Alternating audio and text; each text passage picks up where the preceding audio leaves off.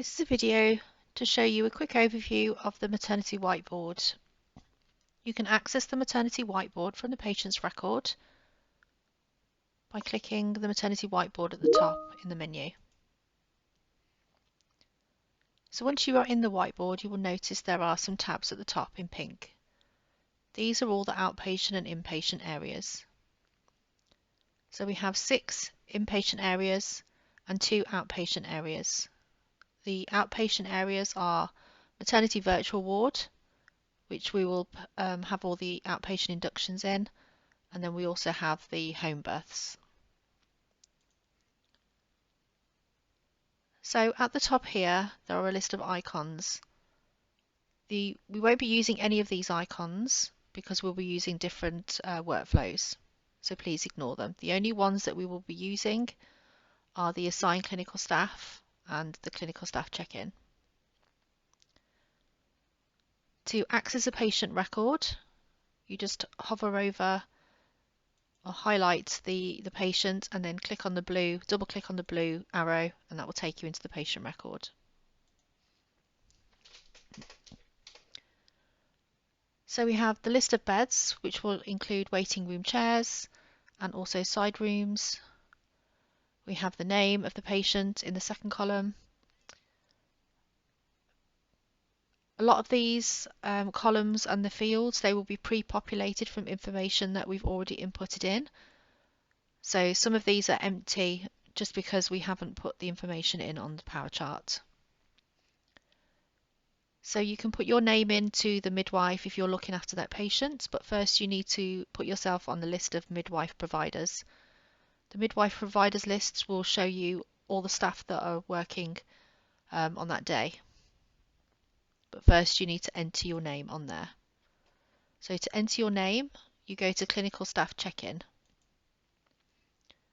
and then click OK. And now your name will appear on the midwife providers list. To add yourself to the patient, right click on the midwife section and assign clinical staff, and it will automatically assign yourself. You will not be able to assign anybody else. The consultant tab here, if there is a named consultant, then that will pre-populate. The BSOT's RAG priority status, so this will be the RAG status, so green, yellow, orange or red.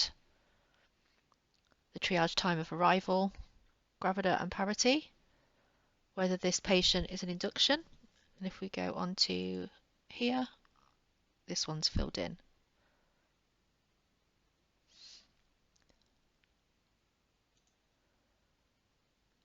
Here's the gestation here.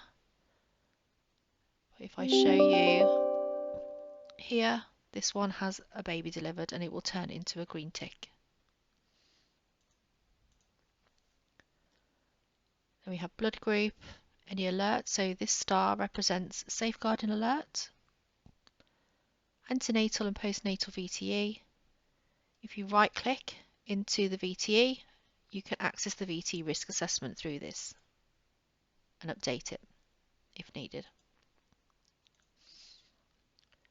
We have CO, then we have the U's total, so this is Muse and News, depending on if this is a mom or a baby. And it will give the colour rating and the RAG status here. Any allergies. Then we have lab status, so any orders, bloods or urine samples. They will show here whether they've been collected, awaiting collection, completed, and it will all show here. Any medications that they are on, any that are due. Rupture of membranes, LICWA, mode of delivery. As you can see here, mode of delivery showing there. Perineum, EBL, CTG. So this one has a CTG, and this one will show whether it's normal, abnormal, or normal, suspicious, pathological. Cervical dilatation, the newborn, date of birth, birth weight, APGARs, how they're feeding, hearing screening, newborn screening, NIPE, TCB and SBR results here.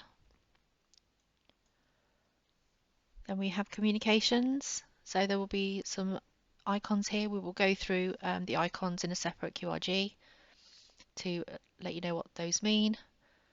The to-do list we have here, if you right click, if there are certain incidents that cannot be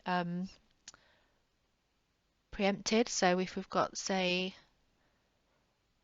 no visitors, click apply and OK, then that will populate the no visitor sign on there.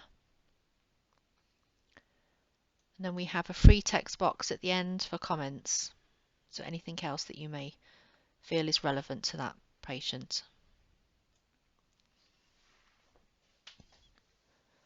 If you want the most up-to-date information for the whiteboard, you just click the refresh button and that will pull through all the up-to-date information off each of the power charts on those patients.